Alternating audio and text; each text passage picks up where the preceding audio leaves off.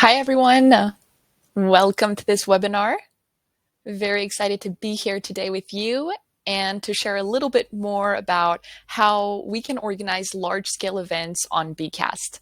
All right, so I'm going to introduce myself very quickly. My name is Claire Planson, and I am the Marketing and Communication Manager here at Beekast. So I'm just thrilled today to be able to show you how we're going to be able to create interactive and engaging events for your participants directly on Beekast. All right, so before we start, I'm just going to make sure that everyone can hear me, see my screen. I'm going to be sharing some slides with you today, sharing a Beekast session in order for you to really see how we're hosting events in Beekast and giving you kind of all the tips and tricks and features you can use. So I think we're good. I'm seeing that everyone can hear me all right, so that's perfect. Okay, good to know. All right, so if that's okay with you, I think we can go ahead and get started. And I'm just going to go ahead and share with you a little bit more about what we'll be seeing. All right, so I kept that title in French. Whoops. I did this webinar in French this morning, so excuse the translation here. But basically, this is just the webinar program. All right, the plan. So what we'll be seeing is basically just kind of a chronological order of creating an event, hosting it, and then analyzing it. So everything you need to know in order to host large-scale events. And just to tell you right now, I think the goal of this webinar is really to show you how to host events on a large scale, which means that I probably won't be talking too much about events for 30, let's say 50 participants today. Instead, we're really going to be focusing on hosting events with more than 300, 500, let's say even 1,500 participants. So really large scale. Of course, if any of you here today are interested in hosting smaller events, you are more than welcome to stay. There will be lots of tips for you too, and you'll see we're really going to talk about certain Beekast activities that we can use that are really optimized for these large events with a lot of users. All right, so as you can see, I'll show you how to kind of prepare your event, create your Beekast session, and customize that session.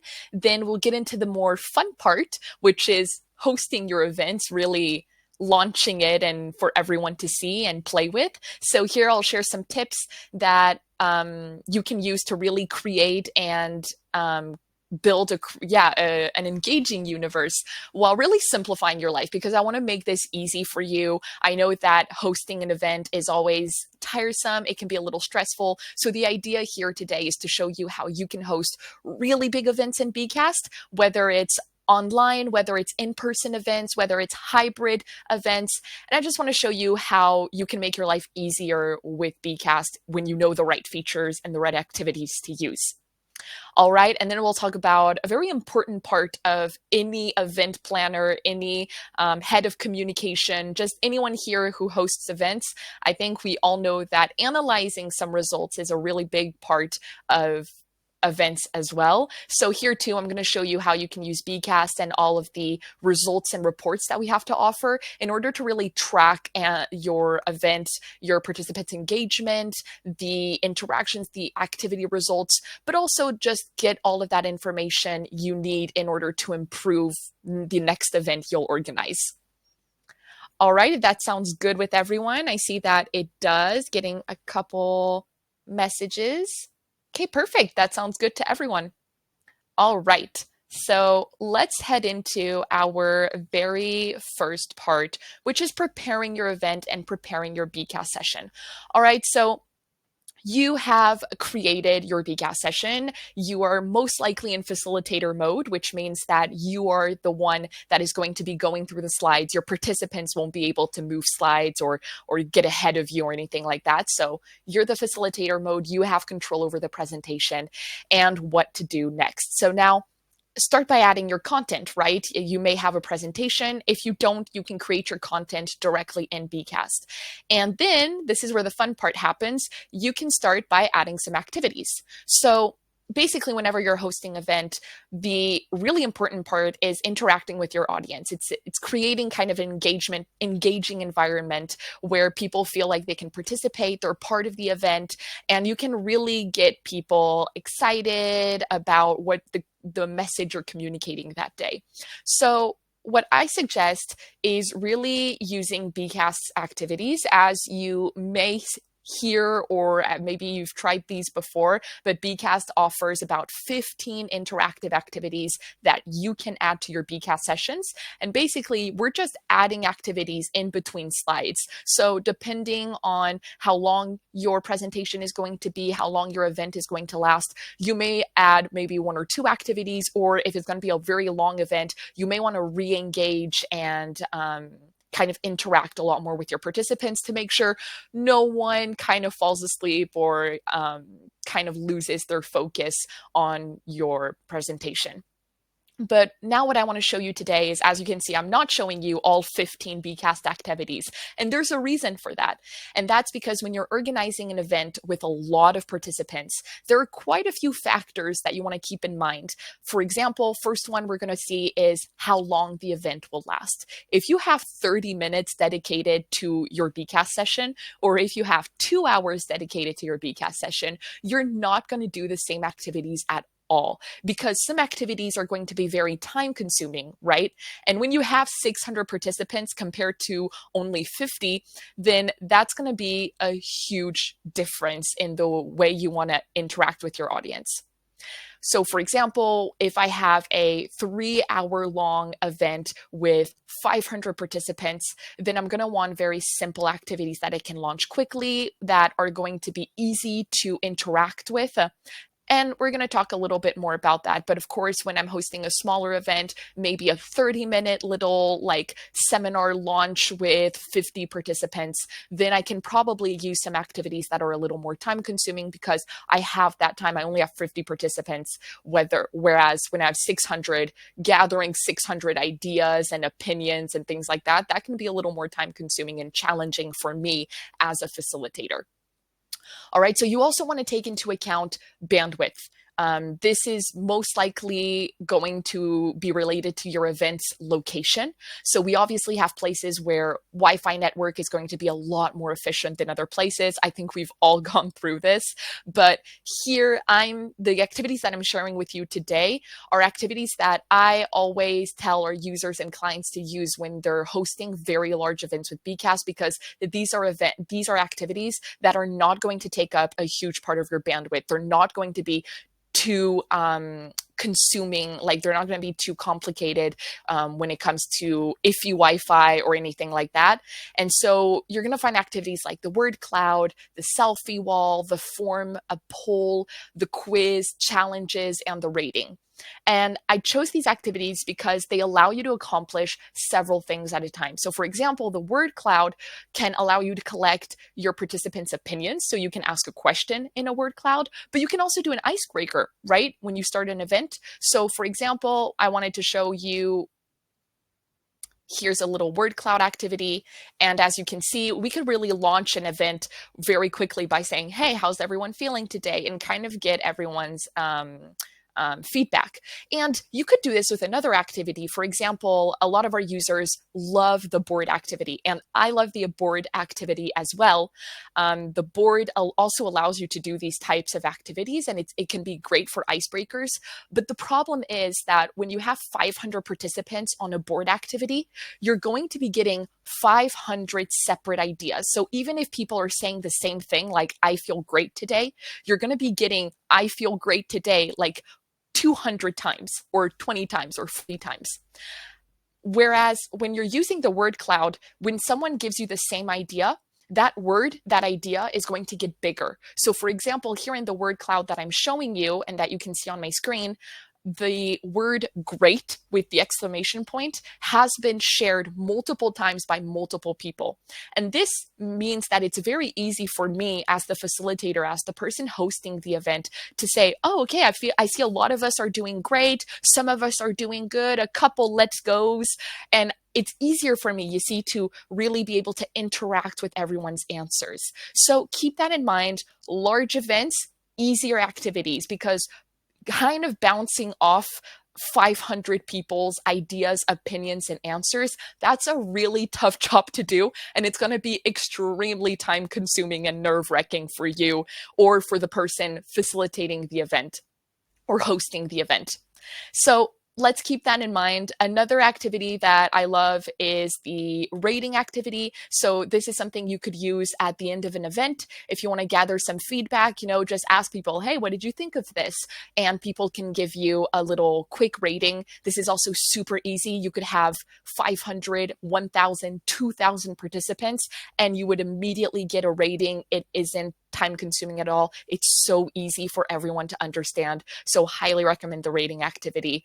And finally, I also recommend sometimes challenging people, gamifying your events, and able to kind of create short games in Beekast. A really great activity to do this is the MCQ because it's familiar, so people already know how this works. It isn't an activity that's too complicated or that where you need to kind of explain to people how it works. Here, people can jump right in. You can ask them a fun question about your company.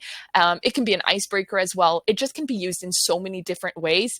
And creating this kind of challenge, this little game, this quiz, it brings a lot of interaction and interactivity into your event. So here it was just a quick true or false, and you could give a little fact about the company. If you want to share something, let's say for a seminar, it could be a little way to test your participants' knowledge surrounding a topic. So let's say you're hosting a webinar. I could have started this webinar by asking you guys like, hey, have you ever hosted an event with over 500 participants on Beekast? And then you could tell me yes or no, and this would give me a quick idea at the beginning of my event, like, okay, I'm talking to some people who have never done this before, or I'm talking to a majority of people who have already done this, and therefore maybe I won't go into too many details on how to get started because you guys aren't novices, as we say. So keep in mind, these are some activities that are really fun to use when you're hosting an event. And yeah, I advise you to really kind of stick to these activities, like the selfie wall, which is very visual and playful, and just kind of make sure that we're limiting the risk of any technical issues that you can encounter if you have a small network or Wi-Fi problems, which can happen in cases where we're using our computers where everyone has their phone out or in locations that we aren't familiar with. So I'm also sharing with you a very simple timeline that you are not obligated to follow, but I tend to recommend this for those who are hosting an event with Beekast for the first time. And this is the little timeline that you can see at the bottom of the slide. So for an event lasting around 1 hour with 500 to, let's say, 1,000 participants, I advise you to start the event with an activity that will break the ice. Quick little icebreaker just to kind of get everyone comfortable in a playful mood. They get out their phones or they're on their computer, whether, I don't know if you're doing this kind of an in-person event or if you're doing this remotely, but whichever, you kind of want to get people to engage with you from the very start of your event. And after that, when you have the opportunity about like maybe 15 to 20 minutes in, you can go ahead and kind of gauge the mood of your participants or get them involved in the event. So don't hesitate to do that. And when you get to kind of the last part of your event, go ahead and also launch maybe a little game to wake up those who might have been a little bit more passive as participants. Get them involved once again in the event. Just remind yourself that these hosting an event can also kind of be tiresome for some people. I mean, we're all, as participants, we're sitting down, we're just listening to people talk, and we want to make sure that people are getting engaged and that we keep focusing our efforts on bringing those participants back into the event with us. So they're not just bystanders, they're not just spectators, they're really part of the event. And we want to get their reactions, we want to get their opinions, we want them to ask questions. And that's really what'll make an event successful. So you can use these activities that I'm showing you here to do all of this, especially at the end of your event. Remember to gather feedback. So kind of generating a feedback activity like a form, for example, if you have a bit more time, that's always super helpful because once we get that feedback, you can also just kind of make sure that people actually had a good time during your event. And this is also a great way to improve future events. All right, so that was the first thing that I wanted to show you. Now I'm going to go ahead and tell you a little bit more about personalizing your session. So in Beekast, we offer our users, so premium users, this is a premium feature. Make sure you have the right plan in order to do this on Beekast. But we do let our premium users customize the session to really match their brand. So I'm going to show you how to do this very quickly. Here we go. So welcome to my side of Beekast. What I was sharing with you up till now was the projection screen, which is a very flawless way of showing a Beekast session. Basically, for participants, everything you're seeing is just the slide, the activities. It's super clean, super easy for you to follow along with me. Whereas me, behind the curtain, I have access to all of my features. I can go through my slides here on the left. On the right, I can kind of access all the information that I need to share with you, things like that. And so what I want to show you now is the ability I have to really customize my session and make it feel more like my brand and less like just a Beekast session. So in order to do this, I'm going to go ahead and click on settings, which is the little button right here on the left side of the share button. So when you are the owner of your session or the facilitator of a session, you can do this. You can access the settings.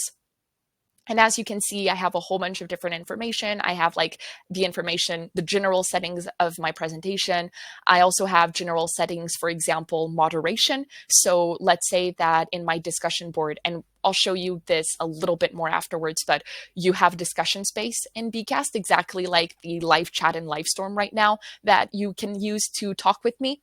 And I can, for example, activate moderation on this. So then I can really control interactions and make sure that everyone is kind of being on their best behavior. I think that when we host events, we all know that we can have a couple surprises, especially in very large groups. When there are 2,000 users joining you for an event, you want to make sure that things are running smoothly and you want to keep kind of a certain control over what is being said and the information that is being shared and make sure that everyone is respecting each other and that we're just keeping a good environment when it comes to our event.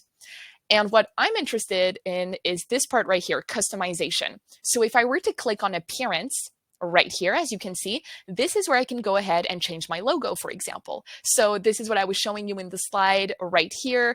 Here, I kind of created the Netflix Beekast session. So I can have my Netflix logo. I can have the Netflix content. So this is content that I have imported from, let's say, my PowerPoint presentation, my Google Slides presentation, whatever tool you use to make your content, you can add this as well. And then I have also changed the color of my Beekast session. So going back into settings and my appearance, to change my color, I can simply click on session color. And then I can go ahead and have fun with it. If you have the hex code of your branding, of your personal graphic design table for your brand, this is something you can use.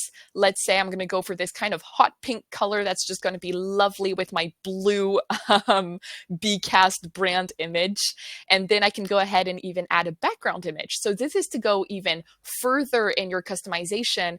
I can go ahead and select an image. I can upload an image, for example, if I have a team that can share an image with me. Let's see if this will load because I may have a small Wi-Fi. I may have a kind of a slow Wi-Fi today as well. All right, perfect. So for example, let's do this beautiful little star galaxy picture. There we go. And as you can see, this allows me to get a preview of what that would look like. So just to make sure I don't get any bad surprises, I can already see that on my projection screen. You guys will get a beautiful little starry night. If my participants are using Beekast from their desktop, then they'll get the coloring that's right here, that little hot pink color. And then on their phones, if you joined my session on your smartphone, then you will definitely be getting this hot pink color. All right, so if I click on save, then here we have it. As you can see, it is no longer blue. My session is no longer blue. It is hot pink, or at least pink. And if I were to switch back on my projection screen, I have these stars that are all around my Beekast session. All right, perfect. So this is just a great way to make your event feel more like it's yours. You want to showcase your brand. You want to show that, of course, you're using Beekast, but we want to make it feel like this is a tool that belongs to your branding as well. So yeah, make sure that you can customize your event. It's always nice to do so, and it always makes people feel like they're really participating in something that's theirs. So when they join an event and they see your logo, your colors, it's just a lot nicer than, I guess, just seeing the Beekast all the time and making it feel like it's a very external tool. All right, final thing I wanted to show you was these little details that I want to make sure we don't forget along the way. So these are some final features that you can use in Beekast. And the first one I want to show you is the tabs space. This is a space that allows you to share information and documents with your participants. So for example, if you want to share the presentation in PDF format, or if you want to share the agenda for the day or other types of resources, you can put everything in the tab space. And what's even better about this, what's even like more practical and useful, is that the tab space allows you as a presenter, as a facilitator, to hide or make documents invisible or visible to your participants in order to kind of avoid any spoilers and then allow you to kind of reveal the information as your event progresses. So let me show you what this looks like right now. So we're back in my little owner Beekast session space. And as you can see here on the right, I have all of my presenter presentation features. And one of those features is the tabs space, the one I was talking to you about. So here you can see I can really share additional documents, and I can share an agenda. I can share just information, a list, an external web page if you want to share like a website or anything like that. And of course, you can share files like presentations, PDF formats, things like that. So if I were to just share like regular information, I could say, hello everyone, and you can share like a link or something like that. And let's say that this link is going to send my participants to a little gift for an end of year event. So this is something that I don't want to reveal very early on in my presentation. You know, I want to launch my event in Beekast, and I want to and I don't want people to go around and kind of click on tabs and be like, oh, hey, I already know that we're getting a present at the end of this. So what I'm going to do is I'm going to click on this button right here. As you can see, it says make this tab visible to your participants. If I click on it, then my tab is now invisible to participants. So participants that join my session, this tab exists, but they can't see it yet. And then when I get to the end of my presentation, at the end of my event, when I want to reveal this surprise, I can simply click here, and in really like live moment, when people are in my event, then they'll be able to say, oh, something popped up in the tab section and I now have access to my present, for example. So keep that in mind. This is a great way to reveal information as you go along in your event. It's also great if you want to share important documents, if you want to share the agenda, if you're having more of a multiple day event, things like that. It's really great. And this also means that every resource is in one single space, which makes it super easy for your participants to access along the way. Second thing I want to share with you is the QR code. So whenever you invite your participants to join a Beekast session, there are multiple ways that participants can join a session. And the one that I want to share with you today, especially for live events that are happening in person, is the QR code. So the QR code looks like this. This is a generated slide by Beekast, so you don't have to create this. You can click on Add a Slide, scroll all the way down, and see you have the instruction slide. It pops up. This is just a normal slide where you can add content, and the instruction slide has a QR code and also sends you the link and the session code for users who would want to join a Beekast session. So when I add this instruction right here, I'll show you what it looks like on the projection screen. Here we go. So as you can see, I have a beautiful QR code that people can go ahead and scan. And this is great for in-person events because when I'm joining on my computer, I'll most likely join via a link or directly by typing my.beekast.com and then entering the session code that's displayed. So this is the 838823 session code. And then when I type this, I'll get into the Beekast session, and that's great. I'm on my computer for hybrid or remote events. This is super helpful. But when I'm an in-person event, I don't necessarily have my laptop with me, and on my phone, it may be a little bit more difficult to access. So a super easy way here is just telling people, well, go ahead and scan the QR code and it'll directly send you to the Beekast session. So if you want to make your event accessible to a really large number of people in a room, I highly suggest you use the QR code. All right. And then the final thing that I wanted to share with you were co-hosts. So we all know it. I think we've all been through it. Hosting an event by yourself, creating the event, hosting it, and dealing with the in-person, like the live details where people are participating. They're asking you questions. You have to moderate. This is not a one-person task. You most likely will be 2 to 3 people handling an event. If you are alone, do not fear. This is also why Beekast is a tool where it's easy to facilitate a meeting on your own or facilitate an event on your own. But I do suggest that when you're hosting a large scale event with over, let's say 500, 300, 1,000 participants, you want to maybe have a co-facilitator, what we call a co-host or a co-moderator. These are all the same people. So the way that this works, and I'm going to go ahead and share my screen right here once more, is you can add people to co-host your session. So these are going to be co-facilitators, which means they are not the owner of your session. You remain the sole owner of the session you've created in Beekast, which means you're the only person, for example, who can delete the session. But you can add people to come and co-facilitate with you and co-create with you. So when you add a co-facilitator, this is somebody who's going to be able to launch activities, who can moderate interactions in the discussion space, which is right here. We'll talk about that right after. These are people that are going to be able to help you out along the way and kind of work behind the scenes with you. And in order to add a co-host, you can go ahead and click on that green share button at the top right part of your screen. And when you share, here, as you can see, you have all the regular sharing options in order to share the presentation with your participants. But if you want to add a co-facilitator, you can go ahead and click on that add button right here and just let's add our famous John at Beekast, who definitely exists. And there we go. We've added John. Whoops.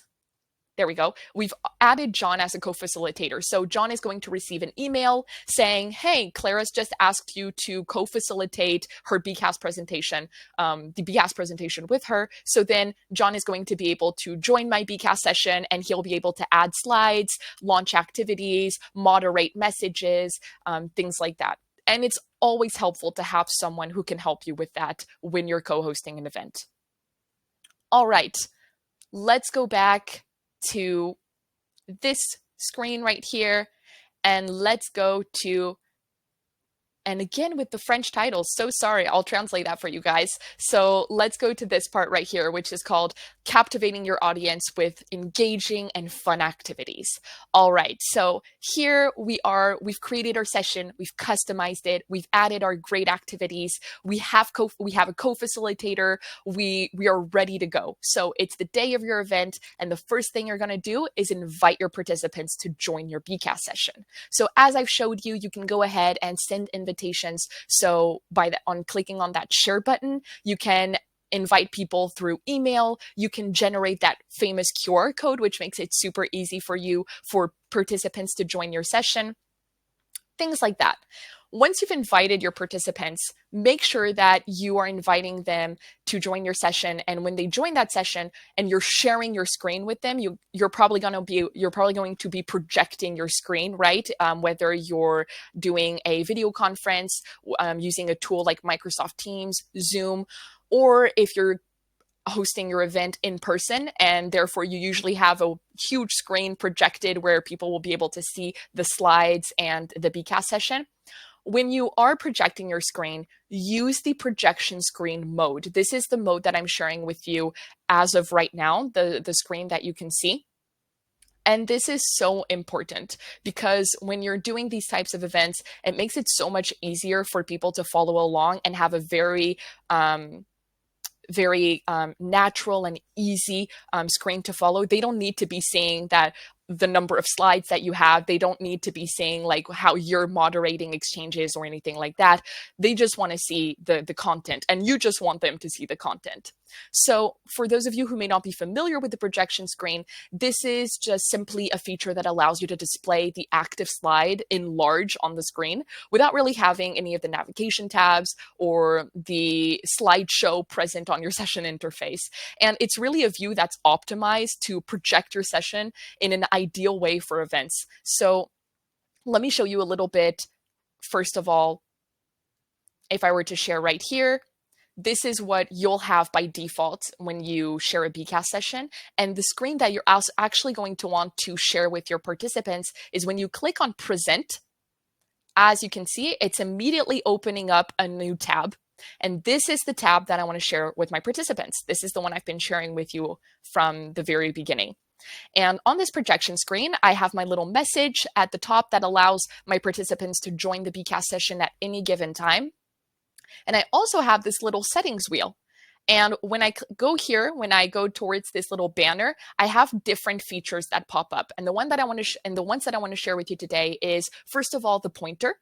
So if I click on pointer, I have this little red pointer that follows my mouse. And this makes it super easy to kind of bring your attention to a certain idea or a certain place on my slide. So if I were to go back here, I could circle this. I could show you guys, okay, let's focus on the QR code, or no, let's focus on co-host, etc. So this makes it super easy to follow along with people having that little pointer. Can just click on pointer again to deactivate it.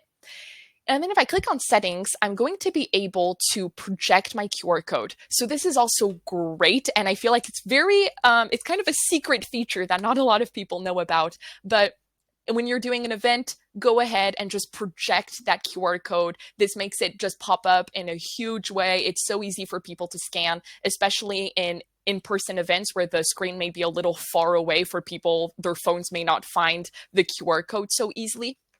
So make sure you have that QR code and that you can project it. And then let's say you are on an activity. So I'll come back to this activity. If this is a little far or a little small for people, you can also click on settings and you can make this activity so much bigger. So as you can see, I really zoomed in, and it makes it a lot easier perhaps for people all the way in the back to read and see the activity on the screen.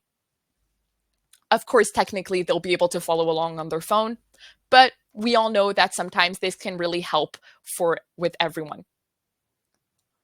All right. So moving along, that was the projection screen. And the final thing that we're going to talk about is moderating messages. So let's talk about the discussion space. The discussion space, and let me just click right here to make sure that everyone is following along. I'm just actually going to break very quickly just to make sure that no one has any questions. All right. No, I think that's pretty good. No questions. Okay, great. Okay, perfect. So let me dive back into the discussion space. So with Beekast, you can moderate activities. So for example, the word cloud, I could perfectly refuse certain words if I wanted. This is just a setting that I can manage directly in my activity settings. So when I'm creating the word cloud activity, I can go ahead and say, okay, I want to moderate this activity. So whenever someone is sharing an idea, I have to accept the idea before it pops up on the word cloud. So for very, very large events, you're potentially going to have a couple jokesters or people who might put things that you don't want to see within your activities. So go ahead and moderate those. And often in remote events, we tend to use the discussion space offered by the tool we use, right? So If you're using, for example, Microsoft Teams or Zoom or WebEx or anything like that, most likely your participants are going to be talking in the tools chat. And that's not a problem because Beekast is integrated in those tools. So you can go ahead and pop it, your Beekast session directly in Microsoft Teams, directly in Zoom, and you won't have to go from tab to tab. You can host everything directly in that space. So not a problem. But for in-person or on-site events or in hybrid mode, I really do advise that you use Beekast's discussion space, because here you won't really have a space dedicated to people interacting or participating, because there'll be a live event, so they won't have a platform to do it on. And so Beekast is that platform. And so the discussion space is really dedicated to interacting, participating between participants, from participants to facilitators. This is a space where they can ask questions, they can leave comments, they can leave reactions, they can respond to other people's comments. So it's really an important space to keep track of your participants' engagement and also re-engage them throughout your event. And I'm going to show you right now what the discussion space looks like, and especially some features that I advise you to use in the event. All right, so let's pop back into my Beekast administrator space. So as you can see, on the right side, right here in this right column, I have my messages. This is my discussion space. And when I click on messages, I have some messages that have already been uploaded. So this is a question. And let's say that I want to be able to track these questions, because when you have 500 participants, let's say you have 400 messages in here, your moderator may go a little bit insane at the end of the event when they have to find all the questions and for the Q&A. So in order to do this, when I get a message, I'll go ahead and click on these three little dots, and I'll just add a tag. And I'm going to call this question. And that way, there we go, question. Perfect. And that way, whenever someone asks a question, I can go ahead and tag that as a question instead of and leave those other comments blank. So I'll show you right now what this looks like. I'm going to go ahead and click. Let me show you what I did. I may have gone a little bit fast for everyone there. These are the messages that have been approved, and I have 3 posts awaiting approval. This is because I am moderating my messages, right? So when I click here, as you can see, these are my pending messages that haven't been moderated yet. And so what I can do is, okay, so Crocodile Discreet Crocodile, has said that they love this event. Okay, perfect. This is something that I will allow to enter the discussion space. So I'll just click on allow, and we're good to go. But then I have this person right here who is asking me a question. So this is potentially something that we'll have to answer at the end of the event. So I'm going to go ahead and tag this, add my little question tag, and then approve it. Once it's approved, it is back in my discussion space. And as you can see, I have my questions. And if I were to just want to look at my questions, here we are. The other messages that are not questions have disappeared, and I can only see my questions. If I were to go back on my moderation space, let's see if it pops back up. All right, sometimes they seem to disappear on me. That's okay. Basically, these are messages that are waiting for approval, as you could have seen. And if I were to add another message, I could easily also say, well, actually, I don't approve of this message. So let's imagine that I were to take these messages out. Let's try one last time to find this final post. There it is again. So if I were to refuse this message because it doesn't mean anything and it's just going to kind of pollute my my discussion space, I'm going to go ahead and refuse it. So this is some post that was not approved, and I can find this in my oops, here we go. I can find this in my moderated posts. So here it is. And if I decide to change my mind, I can always allow it back. All right, so now we're in my discussion space, right? And this is great because at the end of my event, people may have they may have commented on some of these questions. At the end of my event, I want to do a Q&A with everyone, and I want this to be kind of an interactive Q&A. So what I'm going to do is I'm going to go ahead and look for only my questions. Perfect. And I'm going to go ahead. There we go. Just making sure that you can follow. Yep. I'm going to go ahead and click on project. So when I click on project, this means that my message is now displayed on my projection screen. So now let's pop back on my projection screen. And this is what my participants are now seeing on my projection screen. They're seeing the questions. And this is such a great way to host a Q&A because your moderator, your co-facilitator, they can go ahead and just pin all of those questions one by one in a really quick and easy way and just say, okay, well, here we are. We have all the questions lined up and you can answer them one by one. And once you've answered them, you can go ahead and deproject them. You can unproject all these messages. Deproject may not be very English. Let's go with unproject. So for example, if I answered, can we add facilitators to our events? Absolutely, you can. They're called co-facilitators. Let me show you how to add this. Done. So now I can go ahead, unproject it, and go to the next question. And little by little, my Q&A is going to become smaller and smaller as I answer questions. So it's just a great way to do this. It helps you be super organized. It's also a lot easier for participants to follow because they have all these questions that are marked on the board. And for a facilitator, you can also see maybe who liked these questions and start by the questions that have the most likes. All right. So once we're done with all of that, we can go ahead and unproject the last message and we're back on our slide. And now moving on to the final part of our webinar. We are now at the final part of the event. We've come to the end of this event. What's going to be important now for us as presenters and organizers is to collect a little feedback from our participants and, of course, get some performance and success indicators. So the first thing that I recommend you do is use Beekast's participant score. So in order to do this, let me show you very quickly. I'm going to show you basically how to use all of these 4 features, which is the participant score, activity results, our overview, our kind of dashboard overview of your session's results, and how to generate reports. All right, hopping back on our session, I'm going to go ahead and click on the results. So I showed you the settings, I showed you how to share a session, how to add a co-facilitator, and now I'm showing you this little button right here, results. When I click on results, first thing I'm going to get is this famous dashboard.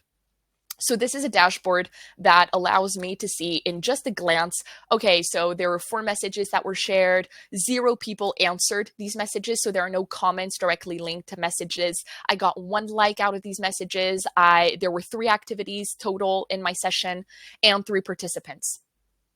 Okay, great. So this is first a very great overview of your session. What I'm going to do even more now is I want to see who was engaged, who participated. And in order to do this, I can go to my participant score.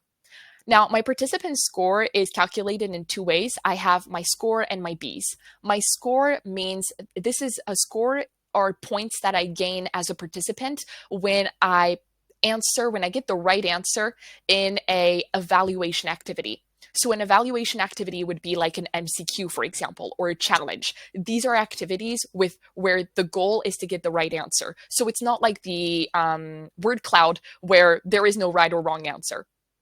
So when I get the right answer, I immediately get to score 1, 2, 3, or 4 points or more. You get the idea. So it's really easy for me to be able to see like, okay, people who followed along and got the right answers, these are people who were probably engaged, but also who understood what I was telling them. Whereas if you get people who participated, but got all the wrong answers, so they have a very low score, these may be the people you want to retarget afterwards and be like, are you sure you got everything right? Like, are you okay? Did you understand? Was it not clear?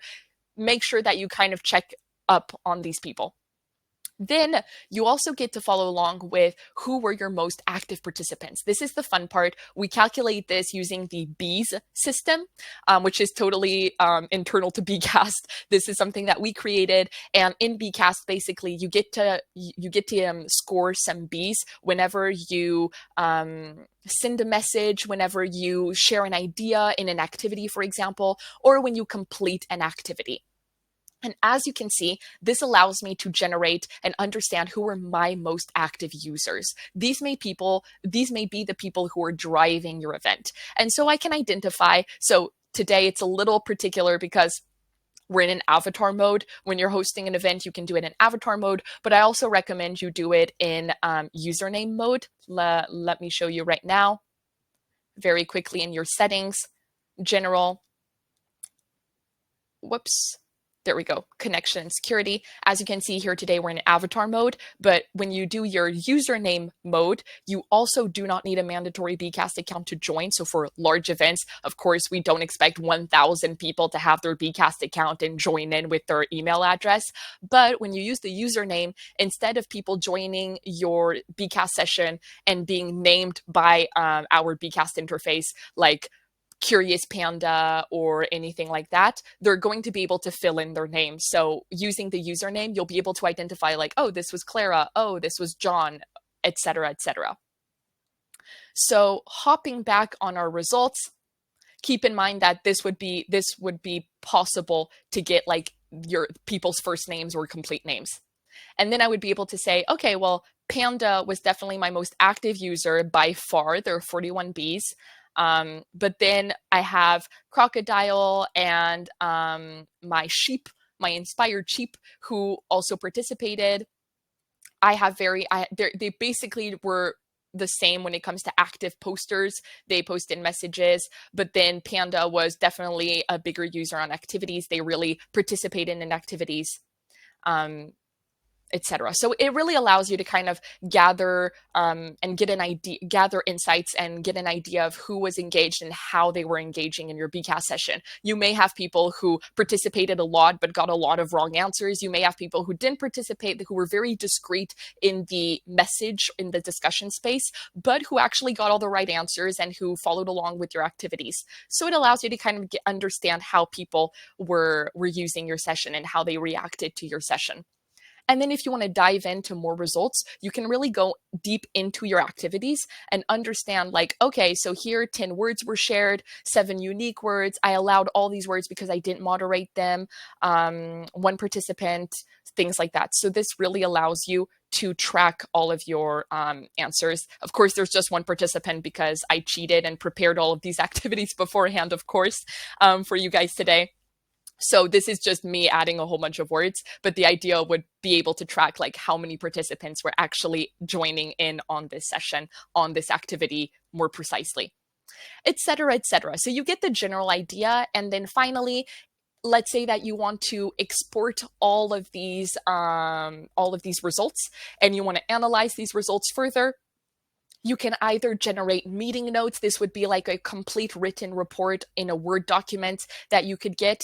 For example, if people write their messages, all of the questions and the messages that you'll find in your discussion space will be imported in that document, in that session report. So that's super useful.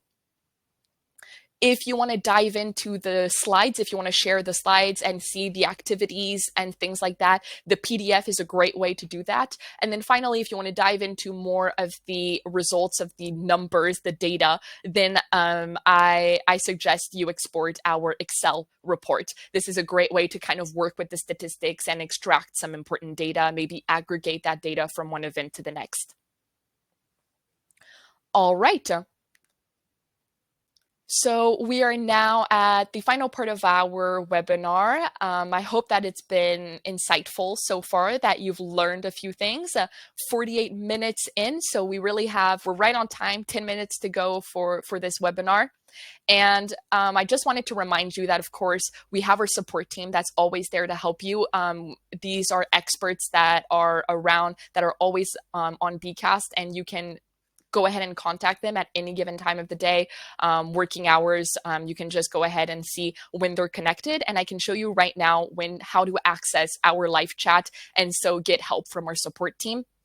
Keep in mind that this is such a huge tool that you can use as an event planner, as an event manager, as someone planning a large-scale event with Beekast, because I think that for all of us, when we are planning large-scale events, any type of event really, our worst fear is something going wrong the day of the event. And I think we've all been there and we've tried. And I think that the most important part in making sure that we feel at peace and we're relaxed for the event is knowing that if anything goes wrong, we have a support team that's going to help us immediately. And this is what we have with Beekast. And let me show you right now. If you have a question, if the day of the event there's a problem, even when you're creating an event, basically at any given time, if you have a problem on Beekast or if you have a question, you can go ahead and click on the bottom icon right here at the bottom right part of your screen in this column, this little message button. If you click on it, it will open a live chat with our support team. And as you can see, they are online, they are ready to help you and answer all of your questions. So then you can go ahead and send a little message and they'll get back to you super quickly in order to help you manage any issue or question you may have. So keep that in mind. This is such a great resource to have when you're planning an event. I think we can all agree. Final thing that I'm sharing with you, here we go. And this is really how we're finishing our webinar today. I just wanted to share with you this little toolkit that I prepared for you just to remind you of everything that's at your disposal when you're hosting an event with Beekast. So all the features, the best practices that I've been able to present to you during this webinar, here they are. So I guess don't forget that there's this QR code, which is very handy for on-site events. The discussion space for those of you who are in person as well, that's super, super handy. This is also something that where you're going to be able to extract a lot of information in your reports. Basically anything written or played out in a Beekast session, you can get in a generated report. So keep that in mind. The more resources, the more information you're putting in your Beekast session, and the more your report is going to be filled with insights, information, messages, questions, just general information of how your session went. You also have the tabs section where you can share information and resources. This is such a great way to share information with your users, especially if you have participants that are offsite. So if you are doing remote events, hybrid events, sharing information directly through the Beekast tabs is super simple and just a great way to kind of centralize all of the information you want. You can also track your participants, get a list of your participants on Beekast, kind of track who was logged into your session at any given time. And to do this, I haven't showed this to you actually yet, but here it is. These are your participants. As you can see, I have my three little participants that were here. I am the panda rapide. I am the quick panda, as you can see with my little head right here, that little panda head. So that green button means that I'm currently still logged into my session, of course, whereas my two other participants are no longer connected to my session right now. This also appears right here at the top part of my screen where I can see that I can invite up to 5,000 participants on my Beekast session. And right now I am the only person connected to my session, which is completely normal. So yeah, there you have it. That's everything you can get on your participants, kind of track who's connected to your session, kind of see that number go along the way during your event. Co-hosting, let's not forget co-hosting, such a great tool as well. Get some the help that you deserve when it comes to your team. Ask people to join you on the event and help you co-facilitate and moderate the interactions. It always makes our job so much easier when we're facilitating an event. The projection screen is also your friend and really just a great tool that you can use in your events. It's really the most optimal way of presenting and displaying a Beekast session. So make sure that you use it. It's so easy for people to be able to join in your session at any given time. So easy to get people to focus on a specific part of the presentation. It's just a great tool overall. That discussion space is also great. Make sure that you're inviting your participants to interact with each other, but also make sure that you're moderating exchanges. This is usually something that I wouldn't tell that I won't always tell our users when they're hosting smaller events or meetings, because Moderation is just a bit more work, but this is the work that you want to put in when you're hosting large scale events. I think we can all agree that when you can't control 1,000 people, you can't control what 1,000 people are saying live when you're already trying to host an event and share information. So having that moderation in place really helps you keep kind of a full control over your event and how you want your event to go. So use that moderation. It's a great way to work out your event through time. All right. Well, thank you so much. We are right on time. It is now 5:13, and I just want to thank everyone for coming today, and I hope you liked this webinar. It'll be available in replay very soon on our website and perhaps later on our YouTube channel as well. So thanks so much for being here today, for listening to me, seeing all these activities. I hope this gave you so many new ideas on how to host an event with Beekast. And until next time for our next webinar, make sure to sign up for that as well. Okay, see you soon. Bye.